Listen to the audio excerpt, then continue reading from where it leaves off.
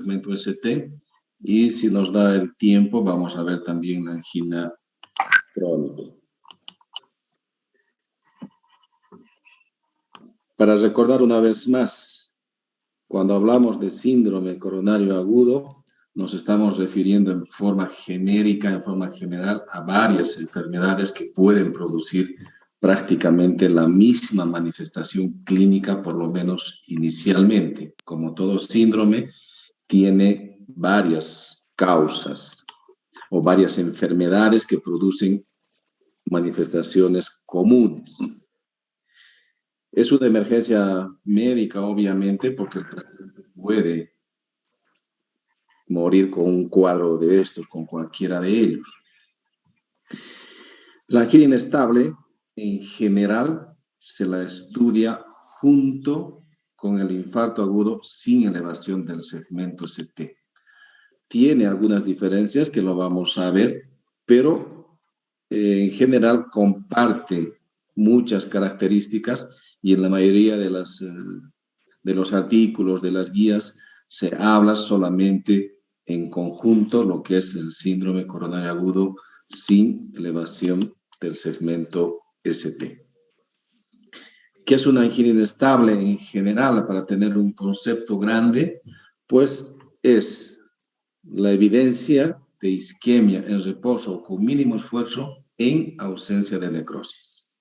Si tiene necrosis, no debería ya hablarse de una angina inestable, sino de un infarto agudo de miocardio, que es lo que hemos revisado ya en las anteriores clases. Esa sería la principal diferencia de una angina inestable y de un infarto. Si hay elevación de los biomarcadores, ya tendríamos que hablar de un infarto y no así de una angina inestable. Para ilustrar un poquitito el tema, vamos a revisar un caso clínico de un paciente varón, más joven que el otro señor, pero que también tiene factores de riesgo importantes, fuma y tiene colesterol alto, y tiene un cuadro clínico de dolor también con características de ser isquémicas, pero en este caso más o menos tiene una duración aproximada de 40 minutos y está estable hemodinámicamente. ¿Cuál sería nuestro primer diagnóstico?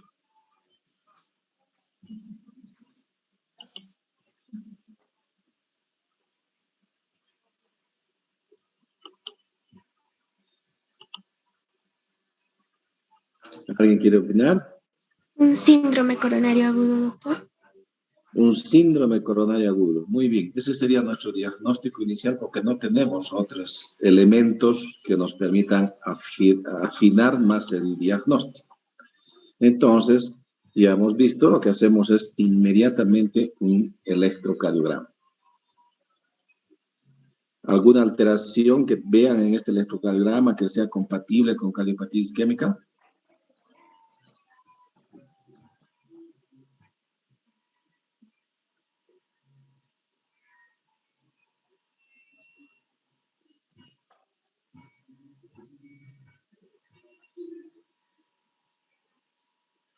Lo vamos a hacer más fácil. Entonces, ¿tiene criterios de elevación del segmento ST?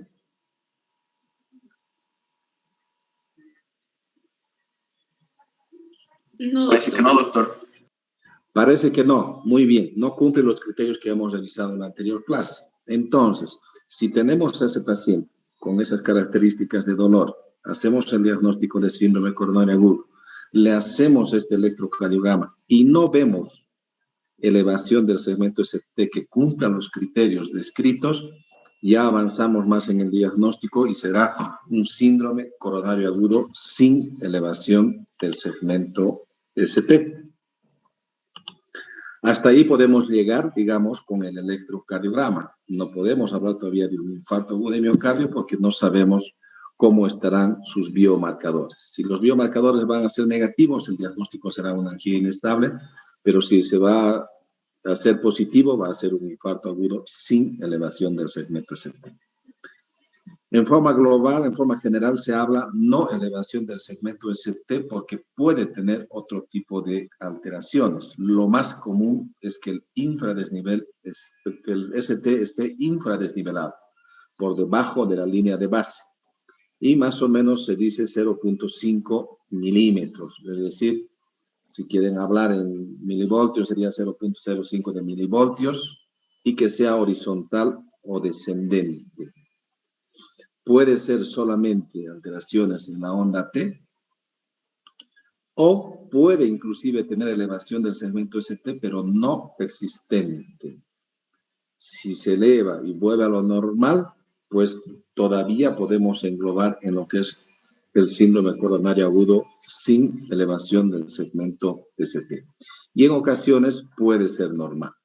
En el electrocardiograma que hemos visto, yo diría que prácticamente es un electrocardiograma normal, pero con el cuadro clínico compatible y con los factores de riesgo, es un síndrome coronario agudo sin elevación del segmento ST.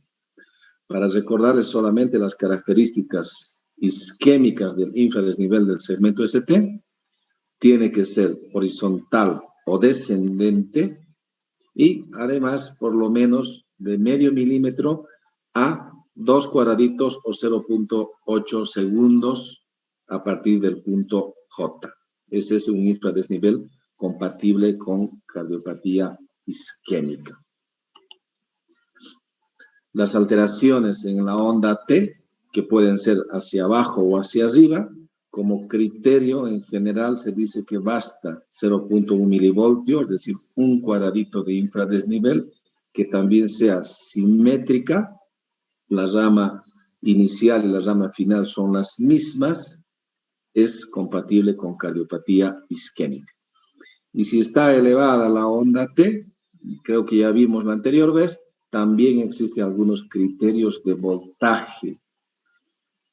En general, en las derivaciones frontales, en las primeras 6 derivaciones del electrocardiograma, se exige que sea por lo menos 5 o 6 milímetros hacia arriba y que también cambie la forma, que sea simétrica, picuda. Cuando tenemos esos criterios, sí podemos decir que es una hiper-T. Y esto ya vimos también cuando el paciente va a hacer necrosis, puede o no desarrollar onda Q patológica. En general se dice que es más frecuente las ondas Q después de un infarto con elevación del segmento ST, menos frecuente en esta patología que estamos revisando, pero tampoco es absoluta esa definición. De la angina inestable se habló muchísimo hace varios años y en general se acepta que puede tener 4 diferentes manifestaciones clínicas. Se puede presentar de 4 formas en general la angina inestable. La más común es que tenga un dolor en reposo con características isquémicas como en el paciente que hemos visto. En general se dice que debería durar más de 20 minutos el dolor en la angina inestable. Cuando la angina es crónica, habitualmente dura el dolor entre 5, 8 hasta 10 minutos. Acá la duración es mayor a los 20 minutos. Esta presentación de dolor en reposo y más prolongado que un episodio de la angina crónica se presenta aproximadamente en el 80% de los casos y en general comparte las mismas características fisiopatológicas de tratamiento que el infarto sin elevación del segmento ST. Hay otras manifestaciones de la angina inestable, como la angina desde reciente comienzo, es decir, una persona que nunca había tenido angina y que en los últimos 2 meses desarrolla angina y además a pequeños esfuerzos. Otra manifestación, otra forma de presentación es una angina crónica, es decir, el paciente ya tenía una angina, pero que en los últimos 2 meses ha progresado y se presenta ya con pequeños esfuerzos e inclusive en reposo. A eso se llama una angina progresiva. Y también ya vimos ayer la angina después de un infarto con elevación del segmento ST que se presenta en los primeros 30 días del infarto, se considera que es una angina inestable y debe tratarse como tal.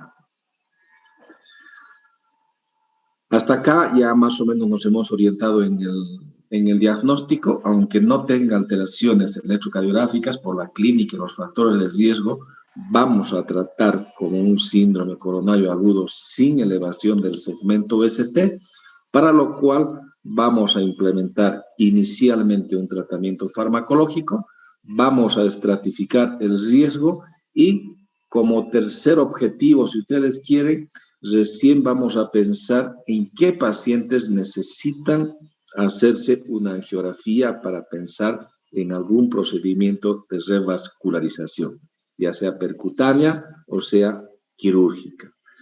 Si ustedes recordarán, cuando hemos hablado en el infarto agudo con elevación del segmento ST, no hacemos una estratificación de riesgo para seleccionar si le hacemos o no una angiografía. Hacemos angiografía inicial, si podemos hacerlo.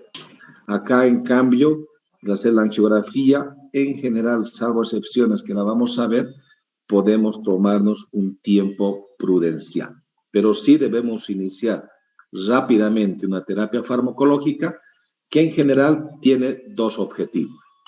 Uno, que no se ocluya completamente la arteria, porque recordarán que aceptamos que la arteria no está completamente tapada, pero tiene un trombo por un accidente de placa.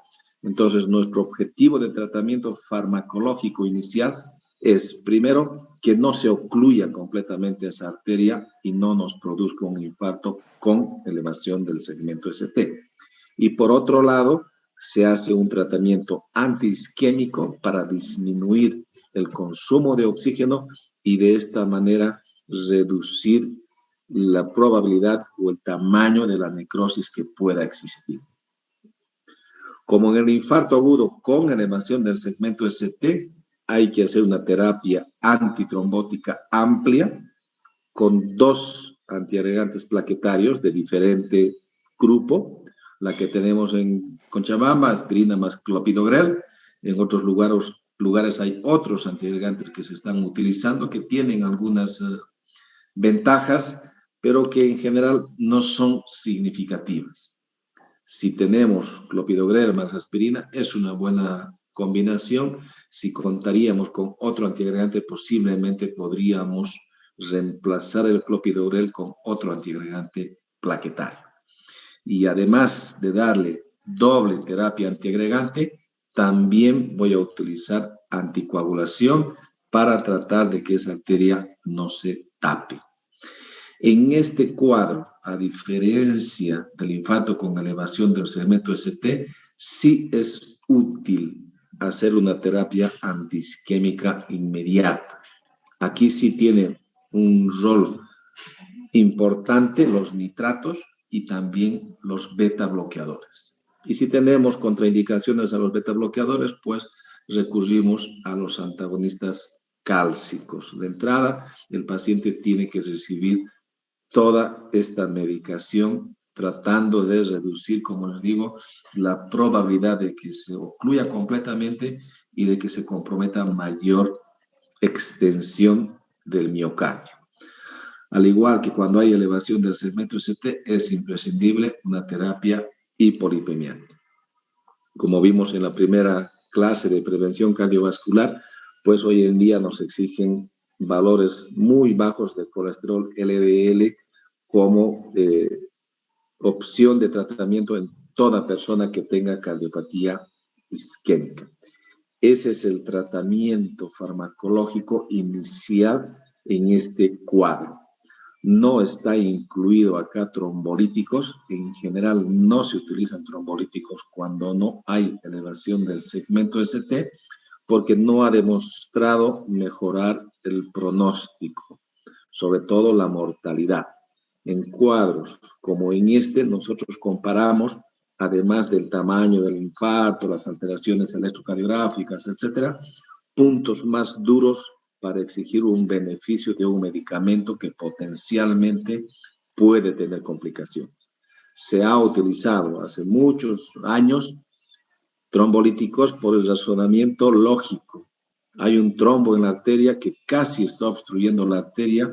Si le doy un trombolítico, pues va a mejorar la perfusión porque va a disolver ese coágulo. Tenía su lógica y se han hecho trabajos comparando con y sin trombolíticos. El resultado final, después de muchos años de discusión, ha sido que no se debería utilizar porque no mejora la mortalidad. Es más, hay una tendencia a que se mueran más los pacientes cuando utilizamos trombolíticos asociados a la antiagregación y a la anticoagulación versus pacientes que no utilizamos trombolíticos. Las explicaciones han sido varias. Una de ellas, obviamente, son riesgos de sangrado. Puede sangrar el cerebro, puede sangrar el tubo digestivo y la misma hemorragia puede tener cierto grado de mortalidad. Y también se han descrito inclusive alteraciones locales a nivel de las placas arterioscleróticas. Han habido fenómenos de hemorragia dentro de la placa, lo cual ha aumentado el volumen de la placa y ha aumentado el grado de obstrucción, efecto contrario al que estábamos esperando. Lo mismo han descrito que al lisar un poco el trombo se genera mayor agregación plaquetaria, lo cual podría ocluir la arteria. Por todas esas explicaciones es que hoy en día ya no está indicado utilizar trombolíticos si no existe elevación del segmento ST. Como han visto, tampoco consideramos de entrada hacer una angiografía y ver si está o no está ocluida la arteria. Primero hacemos un tratamiento farmacológico y después recién estratificamos el riesgo y vemos en qué pacientes puede ser beneficioso hacerle una angiografía. Si bien las guías han ido cambiando, esto es lo que hoy día se está aceptando. Hay criterios que son de muy alto riesgo en los cuales la intervención debe hacerse prácticamente de inmediato, casi igual que en el síndrome coronario agudo sin elevación del segmento ST. En las primeras 2 horas debería hacer una angiografía, ver cómo están las arterias y si hay una estrechez obviamente importante, hacerle una dilatación y en algunos casos recurrir a una cirugía que hoy en día es mucho menos frecuente. Casi todos los pacientes se pueden tratar en forma percutánea mediante una angioplastía. Y parece un poco lógico el razonamiento. Si el paciente está inestable porque hace falla cardíaca o hace shock cardiogénico, no puedo tomarme un día para poder hacer una intervención y tratar de darle una terapia más a fin de que no se muera el paciente. Entonces, si está inestable, hago una intervención prácticamente de inmediata. Si el paciente sigue con dolor, pese a que le he dado los medicamentos, pues debo hacer una intervención. Si hace un paro cardíaco, una arritmia severa, debo hacer una intervención prácticamente de inmediata. Esos son los criterios de muy alto riesgo en los cuales debería hacer una angiografía en las primeras 2 horas de presentación de este cuadro. Si no tiene estos criterios, no deberíamos hacer una intervención tan rápida y podemos tomarnos unas 24 horas aproximadamente en pacientes que se consideran de alto riesgo. Por ejemplo, en aquellos pacientes que tienen marcadores positivos como la troponina, si hace nuevos cambios en el electrocardiograma y una puntuación de Grace, que es una combinación de muchos criterios que si nos da alto, nos recomienda hacer una intervención en las primeras 24 horas. Si no tiene estos criterios, puedo todavía tomarme más tiempo y si tienes criterios de riesgo solamente intermedios, puedo hacer la intervención entre las 24 a 72 horas. Por ejemplo, se considera que una persona con diabetes mellitus, con falla renal, con una fracción de eyección del ventrículo izquierdo menor al 40%, si ha tenido un infarto, si ha tenido una intervención coronaria percutánea o una cirugía previa, debería intervenir entre las 24 a 72 horas. Y si no tiene ninguno de estos criterios, se considera un cuadro de bajo riesgo y no debería hacer de entrada una angiografía, sino hacer alguna prueba para provocar isquemia miocárdica. Esa persona se estabiliza, no tiene más dolor, no tiene cambios electrocardiográficos, entonces le someto a una prueba de esfuerzo, ya sea con esfuerzo físico o voy a darle medicamentos, y solamente hago la angiografía si en esas pruebas se demuestra que realmente tiene isquemia, porque de esa manera sí se va a beneficiar con una terapia intervencionista. ¿Por qué no hacer a todos y no hacer rápidamente? Porque los estudios van mostrando cuál es el mejor momento. Si bien puede ir cambiando en el tiempo, la idea es no hacer procedimientos en exceso porque cada procedimiento tiene un riesgo y si nos permite el cuadro clínico que esté con un tratamiento farmacológico, en general el resultado es mejor, pero tampoco podemos quedarnos viendo a un paciente grave esperando que haga efecto el antiagregante, el anticoagulante o alguna terapia antiisquémica. Es por eso que se han establecido estos criterios y de acuerdo a la presencia de estos criterios, la recomendación de más o menos en qué tiempo hacer la intervención. En resumen, la coronariografía no se hace de rutina en este cuadro si no hay elevación del segmento ST y lo que se hace es de acuerdo a la estratificación del riesgo con los criterios que ya hemos revisado. Y lo hacemos en las primeras 2 horas, 24 horas, nos tomamos 3 días o si es de bajo riesgo, podemos no hacer de entrada una angiografía, hacerle pruebas de isquemia y de acuerdo a eso tomar la decisión. Esto es lo que más o menos nos resumen en esta diapositiva y lo mismo que en el infarto con elevación del segmento ST, hacen una diferencia entre si el paciente acude a un centro que se puede hacer intervención coronaria percutánea o a un centro que no se puede hacer intervención coronaria percutánea. Y nuevamente, si tiene muy altos riesgos por los criterios que ya hemos visto, pues se hace una estrategia invasiva inmediata en las primeras 2 horas. Si solamente es de alto riesgo, nos tomamos 24 horas y si es intermedio, hasta las 72 horas. Y si el riesgo es bajo, en general nos vamos a pruebas no invasivas. Si el paciente va a un centro y no cuenta con intervención coronaria percutánea, es mejor derivar al paciente porque en cualquier momento puede requerir de una angiografía y de acuerdo al resultado hacerse una angioplastía o una cirugía. Excepto como dice acá la gráfica, si realmente es de bajo riesgo, no es indispensable trasladar al paciente a otro lugar y podríamos recurrir a pruebas no invasivas y de acuerdo a eso recién tomar la decisión de enviarle a un centro que cuente con este servicio.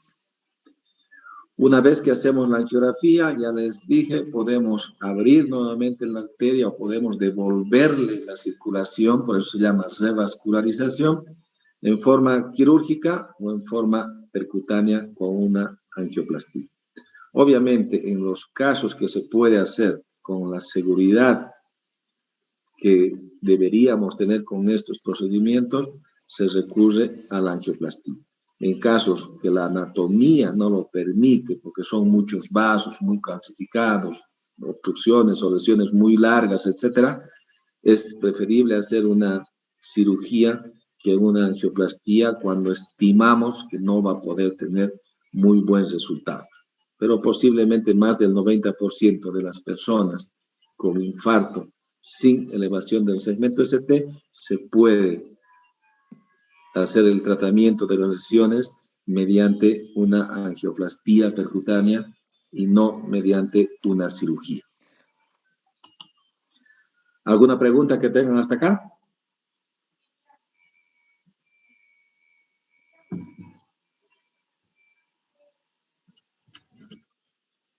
¿Nada? Yo les pregunto entonces, ¿en qué casos de infarto agudo de miocardio sin elevación del segmento ST puedo utilizar trombolíticos?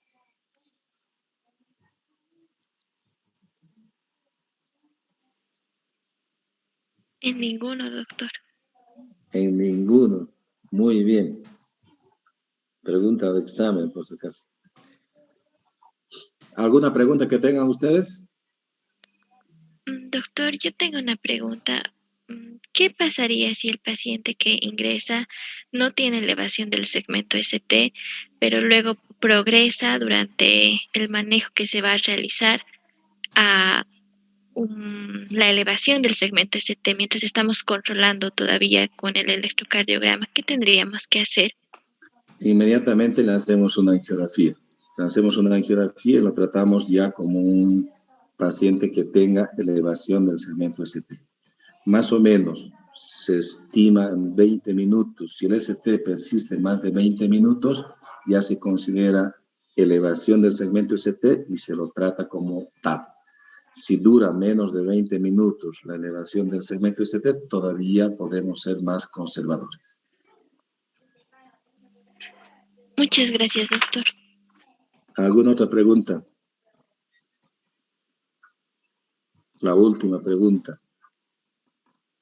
para continuar con el otro tema.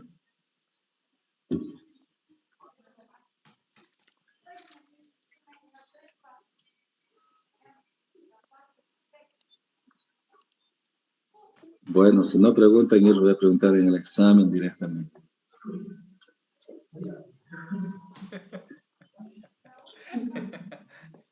La ventaja de hacer una charla, una clase, si ustedes quieren, en vivo, es justamente que puedan hacer preguntas. Si no, se las grabo las clases y se las paso y listo. Y me voy a jugar fútbol, a ver el fútbol, a ver Boca.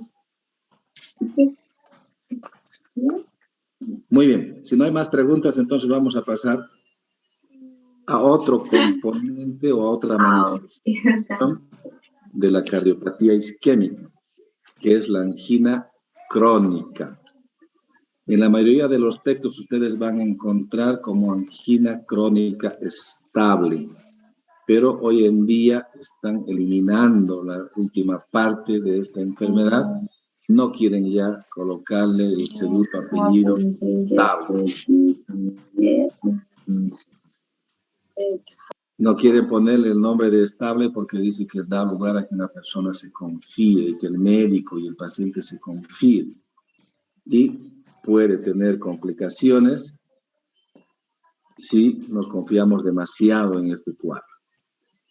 ¿Qué es una angina crónica en general? Es una persona que tiene dolor o un equivalente del dolor, como disnea, un poco de disconfort, etcétera. Obviamente que sea secundario a una isquemia miocárdica, pero que no haya cambiado los últimos 2 meses. Ya hemos visto, si ha progresado en los últimos 2 meses, ya sería una angina inestable. Si se ha iniciado recientemente en los últimos 2 meses y tiene angina en clase funcional 3, también ya sería una angina inestable. Para decir una angina crónica, no debería haber cambiado sus características de la angina en los últimos 2 meses. Es decir, la persona tiene angina cuando camina 4 cuadras o hace algún tipo de ejercicio, se mantiene con esas mismas características. Esa es la angina crónica, que es diferente de alguna manera a los otros cuadros que hemos visto sí es diferente. ¿Por qué? Porque aquí es excepcional que se forme un trombo en el momento que la persona tiene la angina.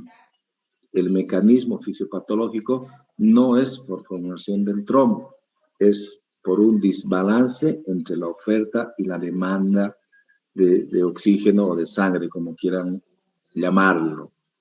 Justamente por eso es la característica de la angina crónica, que se presenta con actividad física o algún otro desencadenante de aumento del consumo de oxígeno, como el estrés, etcétera, y solamente se presenta la isquemia en ese momento del desequilibrio.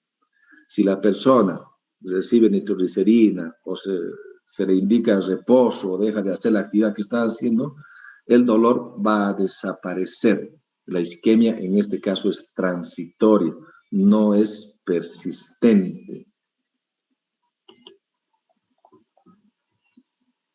Más o menos hay algunos criterios clínicos que nos permiten hacer el diagnóstico de la angina. El diagnóstico de angina es netamente clínico. No hay ningún estudio que nos pueda decir si la persona tiene o no tiene angina. Podremos ver anatómicamente si tiene o no tiene obstrucción de las coronarias con algún estudio. Podemos ver funcionalmente si tiene o no algún déficit de circulación, igual mediante cualquier otro estudio que le hagamos. Pero angina en sí es dolor o disconfort y la única forma de valorar es mediante la clínica. Es por eso que es importante hacer un interrogatorio detallado del tipo de dolor que tiene la persona, porque solamente con eso vamos a decir si es probable o no es probable que realmente sea isquémico. Es por eso que el cuadro isquémico, dependiendo muchas veces de los lugares, de los hospitales, etcétera, puede ser subdiagnosticado o al contrario puede ser más bien supradiagnosticado, porque depende muchísimo de la interpretación que haga el médico que está viendo a la persona, de que si tiene o no tiene características isquémicas. Y de acuerdo a eso vamos a hacer obviamente algunos otros estudios. Se dice que es típico de angina o una angina típica si tiene tres componentes clásicos de lo que sería una angina de pecho. Que las características sean isquémicas, es decir, retroesternal, opresiva, irradiado hacia el cuello, hacia la mandíbula, el brazo izquierdo, los dos brazos, la espalda, que se presente durante el esfuerzo físico y que ceda con el reposo.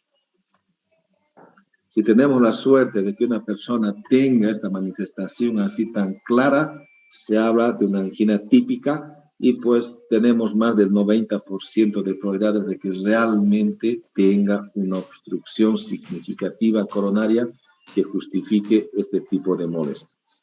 Pero no todas las personas se presentan así. Es por eso que se habla de una angina atípica si solamente tiene dos de estos tres componentes.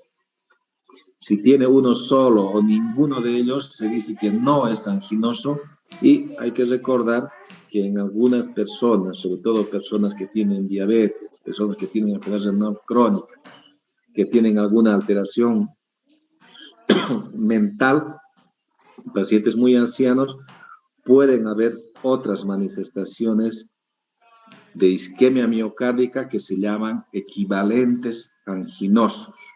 En lugar de tener dolor, tiene estas otras manifestaciones que también traducen isquemia, pero no es dolor. Por eso es que no es angina, sino equivalente anginoso. Puede solamente tener disnea, fatiga, dispepsia con el esfuerzo. Esos son los equivalentes anginosos. Una vez más, aunque no es absoluto, pero debemos ver los antecedentes y los factores de riesgo de las personas para hacer cardiopatía isquémica.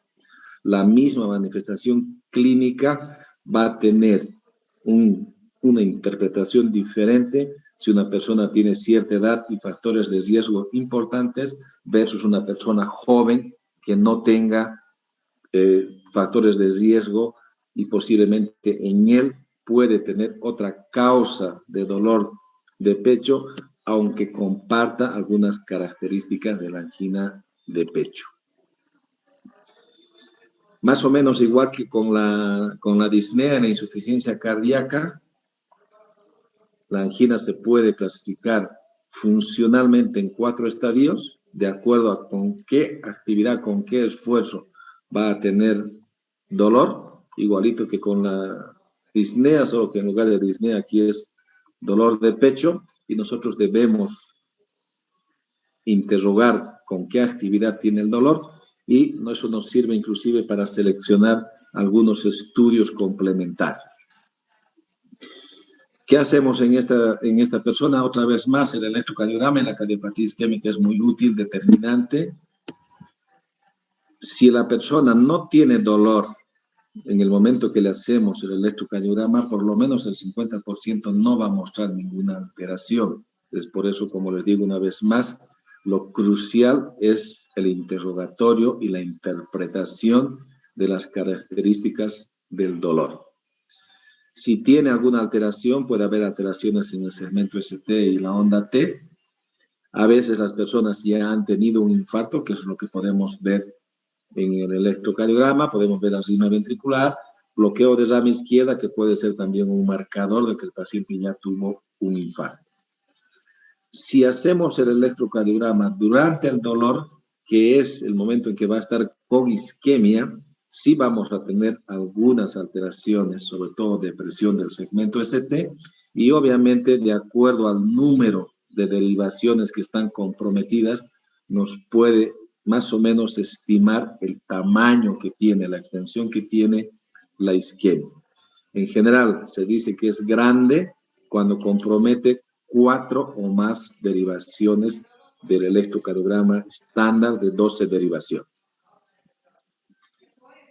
El tratamiento de la angina crónica es diferente al del síndrome coronario agudo que tenga o que no tenga elevación del segmento ST.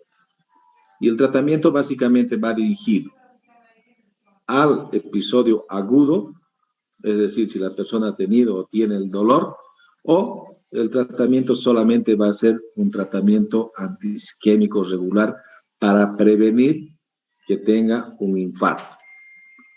En algunos casos seleccionados también vamos a recurrir a una angiografía y de acuerdo al resultado o angioplastía o una cirugía, y obviamente es recomendable que el paciente que tenga cardiopatía isquémica sea ayudado mediante un programa de rehabilitación. ¿Qué hacemos en el episodio agudo? Pues ya hemos dicho, el esfuerzo le está provocando prácticamente la isquemia. ¿Qué vamos a hacer? Pues que repose. ¿Qué podemos hacer? Darle nitratos. ¿Qué cuidados tenemos que tener? Que no esté parado porque puede bajar la presión y puede el paciente desmayarse, tener un síncope o mareo. No administrar demasiados nitratos, porque si no cede con 2 o 3, pues seguramente ya será un cuadro inestable y necesita un tratamiento diferente. Cuando el paciente tiene este episodio agudo, no se hace ninguna otra cosa más porque no necesita. No le damos anticoagulantes acá, no le hacemos trombolítico, no le hacemos angiografía, nada de eso. Y va a pasar el dolor, o lo más frecuente es que ya llegue a la emergencia o a la consulta cuando ya no tiene el dolor. Entonces, ¿qué es lo que hacemos? Un tratamiento antiisquémico para prevenir que no tenga un infarto y para que no incremente la demanda del oxígeno del corazón. ¿Qué utilizamos? Antiagregantes plaquetarios, pero acá utilizamos uno de los dos. No utilizamos una combinación de los dos antiagregantes plaquetarios, porque ya hemos dicho, no tiene un trombo. Este tratamiento es básicamente preventivo. Entonces, la droga más utilizada es la aspirina. Si tenemos intolerancia gástrica o tiene alergia, etcétera, podemos utilizar el clopidogrel, pero no combinados, en forma aislada. Beta bloqueadores para que el paciente tenga una frecuencia basal entre 55 a 60 por minuto y si hace actividad física no llegue a tener más allá de 110 por minuto. La dosis de los beta bloqueadores se basa básicamente en el control de la frecuencia cardíaca. No puede tener una persona con cardiopatía isquémica en reposo más de 60 latidos por minuto. A mayor frecuencia va a haber mayor consumo de oxígeno y eso no es bueno para una persona que tenga cardiopatía isquémica. Las estatinas, otra vez, sí se deben dar, tener un LDL a menos de 55 con una reducción de por lo menos el 55% de su valor o el 50% de su valor basal. Si nosotros tenemos una persona con un LDL de 110, en general es normal para cualquier otra persona, menos para una persona que ya haya tenido o que tenga una cardiopatía isquémica. En esa persona, 100, 110 es alto y deberíamos buscar estos objetivos. Menos de 55 y reducción de por lo menos el 50% de su valor basal. Muchas de estas personas tienen falla cardíaca, tienen disfunción ventricular o tienen hipertensión arterial.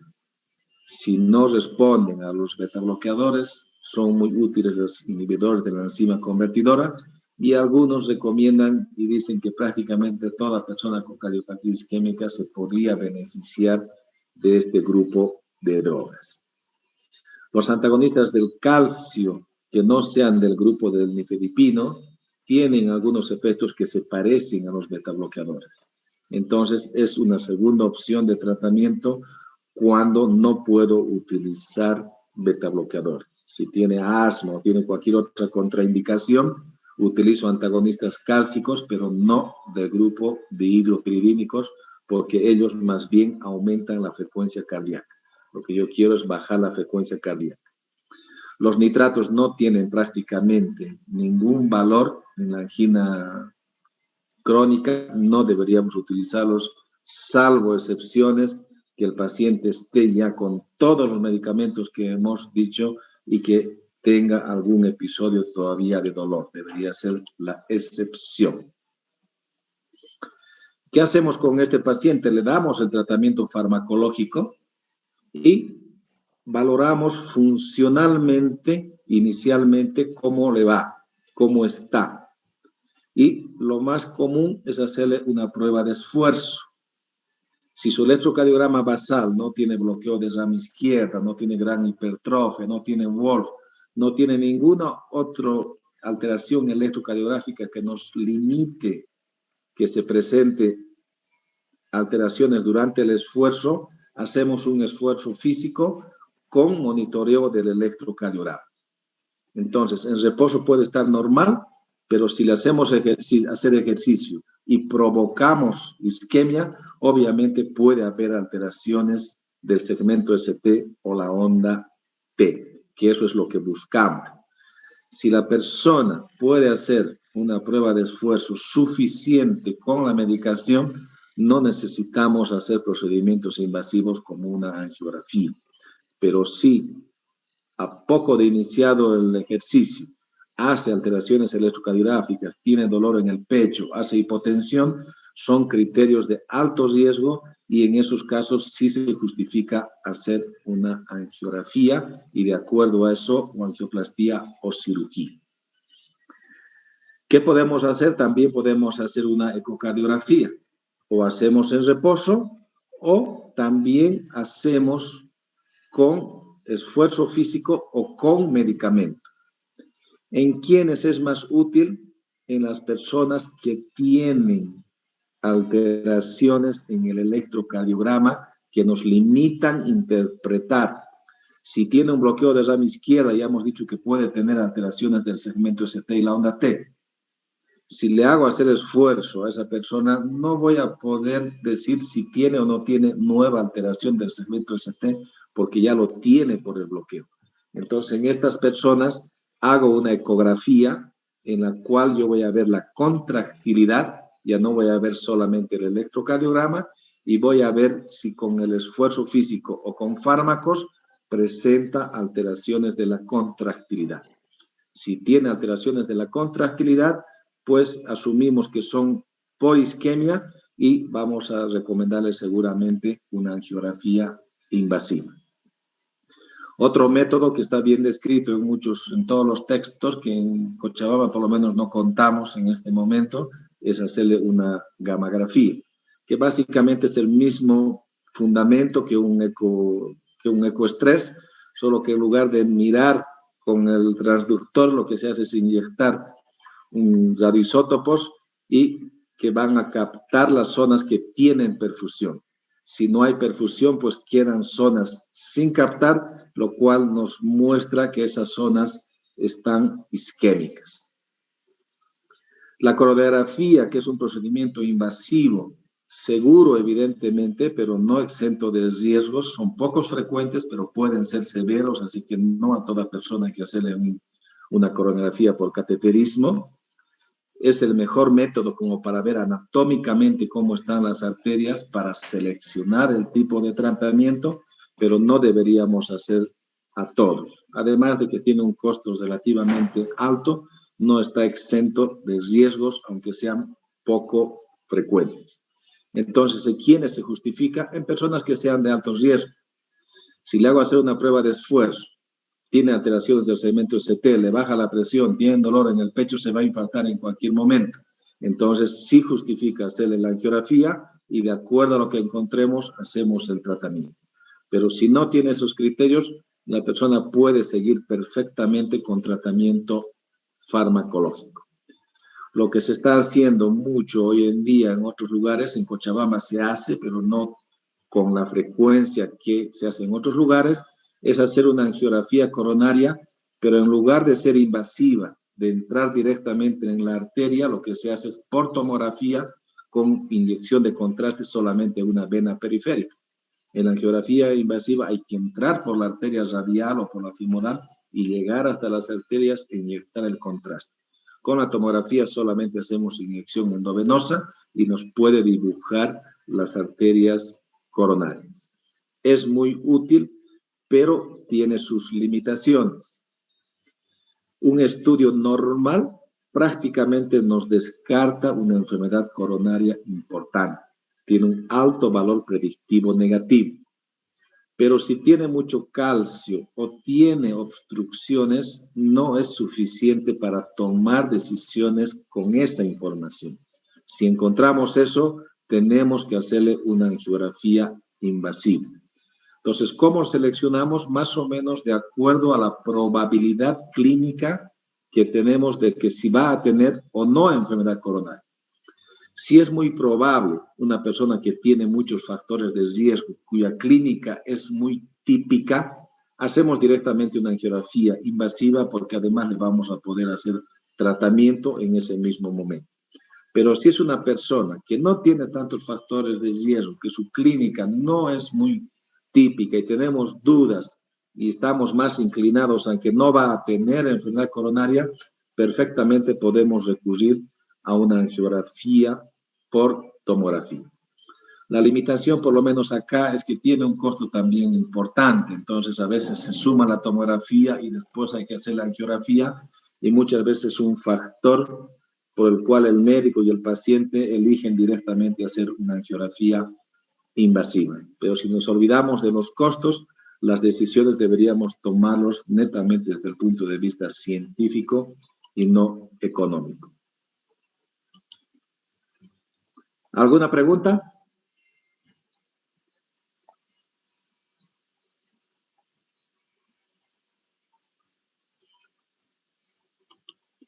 Muy bien, si no hay preguntas, entonces mañana continuamos. Mañana vamos a ver arritmias cardíacas, básicamente fibrilación auricular, taquisupra y algo de arritmias ventriculares.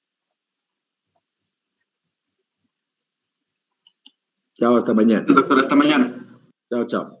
Gracias, doctor. Hasta luego. Gracias, doctor. Hasta mañana. Chao. Hasta mañana, doctor.